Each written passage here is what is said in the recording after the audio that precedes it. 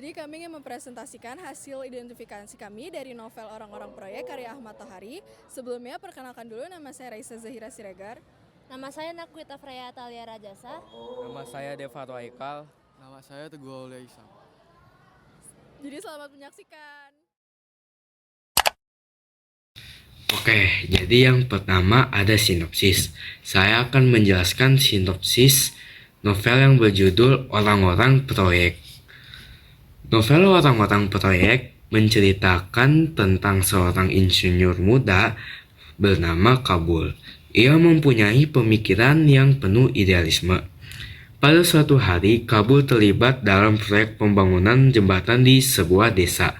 Sayangnya, dalam proyek tersebut adanya indikasi praktik korupsi dan penyelewengan dana, di mana para penguasa partai memainkan peran krusial. Meskipun jembatan ini menjadi ajang pamer bagi partai penguasa, Kabul memenuhi tantangan yang besar karena proyeknya dijadwalkan harus selesai pada perayaan HUT partai tanpa memperhatikan standar konstruksi bangunan. Terlebih lagi, proyek ini memiliki unsur politis, dipesan oleh pemerintah dan didanai oleh golongan penguasa GLM. Sementara mempertahankan idealismenya, Kabul menyaksikan berbagai penyelewengan seperti penggelapan bahan bangunan, pembangunan di bawah standar, dan pemangkasan uang proyek yang dilakukan oleh pemerintah. Jika Kabul mencoba memperbaiki situasi dengan meminta penggunaan bahan yang lebih baik dan waktu penyelesaian yang wajar, ia dihadapkan pada penolakan oleh bosnya sendiri, yaitu Dalkijo. Meskipun sang bos merayu dan mengancam, Kabul tetap pada pendiriannya dan bahkan memilih mengundurkan diri.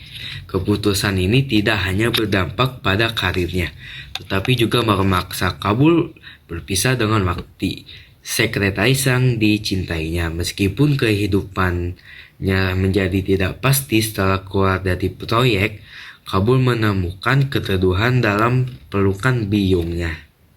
Selanjutnya ada struktur. Yang pertama ada eksposisi atau pendahuluan. Di awal cerita, pembaca diperkenalkan kepada Kabul, yaitu seorang insinyur muda yang bekerja di proyek pembangunan jembatan di kota kecil pada masa Orde Baru. Latar belakang kehidupannya serta kondisi keluarganya mulai terlihat. Proyek ini digambarkan penuh dengan praktik korupsi yang memperkenalkan membaca pada dunia proyek yang syarat penyimpangan dan ketidakadilan. Lalu yang kedua ada rising action atau pengembangan konflik. Ketika Kabul mulai terlibat dalam proyek tersebut, ia menemukan banyak penyimpangan, seperti korupsi, manipulasi anggaran, dan ketidakadilan. Tokoh-tokoh lain seperti Sarja dan Atmadi mewakili mereka yang telah terbiasa dengan sistem korupsi. Kabul berada dalam dilema moral. Apakah ia akan tetap bertahan dengan idealismenya atau mengikuti arus demi menjaga karirnya? Lalu yang ketiga ada klimaks. Puncak cerita terjadi ketika Kabul memutuskan untuk melawan praktik korupsi di proyek tersebut. Keputusannya membawanya pada konflik langsung dengan para pelaku korupsi termasuk atasannya.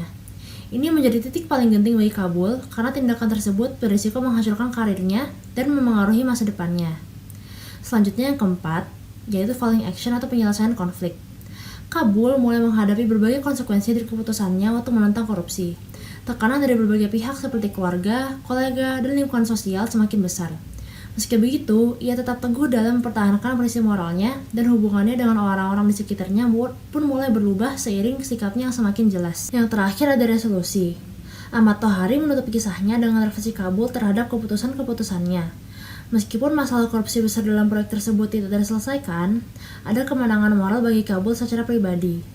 Novel ini menggarisbawahi bahwa meski sistem tetap korup, mempertahankan moralitas pribadi menjadi kemenangan tersendiri bagi Kabul.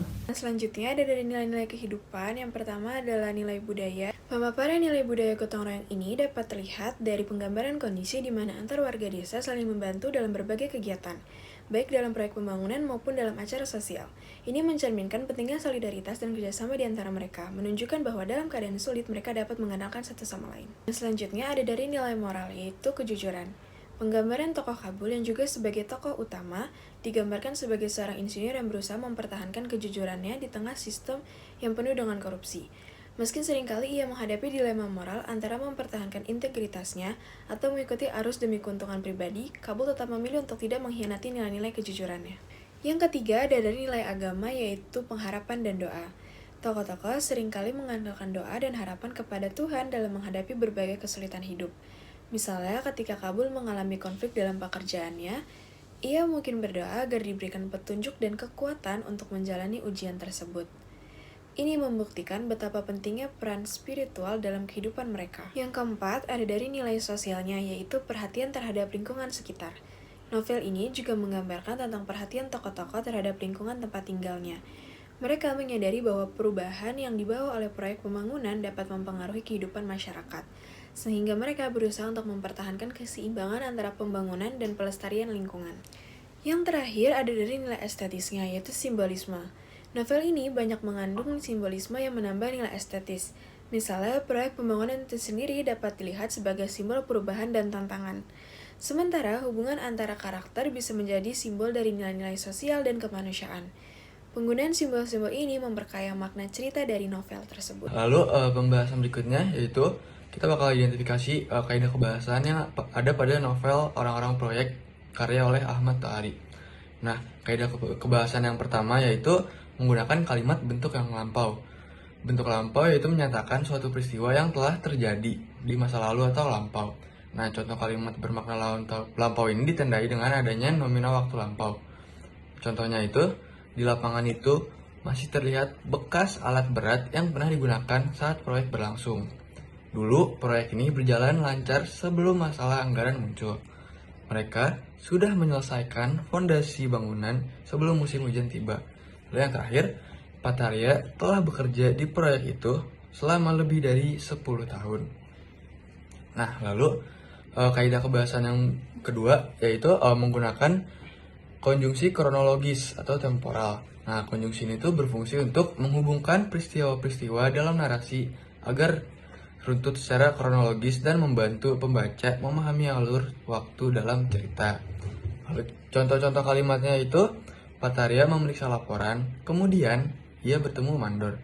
Mereka menyelesaikan rapat, setelah itu mereka kembali ke proyek. Pataria sudah mempersiapkan alat sebelum proyek dimulai. Sementara itu, para pekerja di lapangan. Lalu yang terakhir, ketika proyek dimulai, desa mulai berubah. Nah, lalu kaidah kebahasan berikutnya yaitu menggunakan kata kerja material, yaitu kata kerja yang menggambarkan tindakan fisik ataupun aktivitas nyata yang dilakukan oleh tokoh-tokohnya. Nah, kata kerja material itu digunakan untuk mendeskripsikan berbagai kegiatan yang terjadi dalam pembangunan proyek serta kehidupan sehari-hari para pekerja proyek. Contoh dari kata kerja material dalam novel ini yaitu para pekerja menggali tanah untuk memasang fondasi bangunan. Mereka mengangkat batu-batu besar untuk meratakan tanah di lokasi proyek. Mereka memasang peralatan berat di sekitar area pembangunan. Lalu yang terakhir yaitu truk-truk besar mengangkut material bangunan ke lokasi proyek. Lalu kaidah kebahasan yang berikutnya yaitu menggunakan kalimat tak langsung. Nah, di mana kalimat tak langsung ini sering digunakan untuk menyampaikan apa yang dikatakan atau dipikirkan oleh tokoh tersebut, namun tidak secara langsung diucapkan oleh tokoh tersebut. Nah, kalimat yang ini contohnya seperti berkata, mengatakan, menyampaikan, menyebutkan, dan sebagainya. Contoh kalimat yang ada pada novel ini yaitu Pataria berkata bahwa proyek itu akan selesai tepat waktu. Insinyur tersebut menjelaskan bahwa struktur bangunan perlu diperkuat. Pataria menyampaikan kepada para pekerja bahwa ada perubahan jadwal. Lalu, mandor proyek mengatakan bahwa para pekerja harus segera menyelesaikan pekerjaan. Nah, selanjutnya itu menggunakan kata kerja mental, yaitu kata kerja yang menyatakan proses berpikir, merasakan, atau mempersepsi sesuatu. Kata kerja mental ini menggambarkan apa yang dipikirkan dan dirasakan oleh para tokoh dalam menghadapi berbagai situasi dalam proyek. Nah, contoh-contoh yang ada pada novel ini yaitu Pataria terus memikirkan bagaimana cara menyelesaikan masalah proyek itu. Ia mengerti bahwa tidak semua orang mendukung proyek ini. Pataria akhirnya menyadari bahwa proyek ini tidak akan mudah diselesaikan. Lalu yang terakhir, Pataria sering mengenang masa-masa awal proyek dimulai. Nah, kaidah kebahasan yang terakhir yaitu menggunakan kata sifat atau bahasa deskriptif. Nah, ini tuh sangat penting untuk menggambarkan tokoh, tempat, dan suasana dengan detail. Nah, penggunaan kata sifat ini membantu pembaca memvisualisasikan lingkungan proyek, memahami karakter, serta merasakan suasana yang tercipta dalam cerita. Contoh kalimat yang menggunakan kata-kata sifat dalam novel ini yaitu mandar proyek itu tegas, tapi juga aduhai, sering mengeluh saat kondisi makin sulit. Lapangan proyek itu terlihat panas dan gersang, dengan alat berat yang berdiri di tengah-tengahnya. Suasana di lokasi proyek seringkali terasa tegang dan panas, apalagi saat deadline semakin dekat.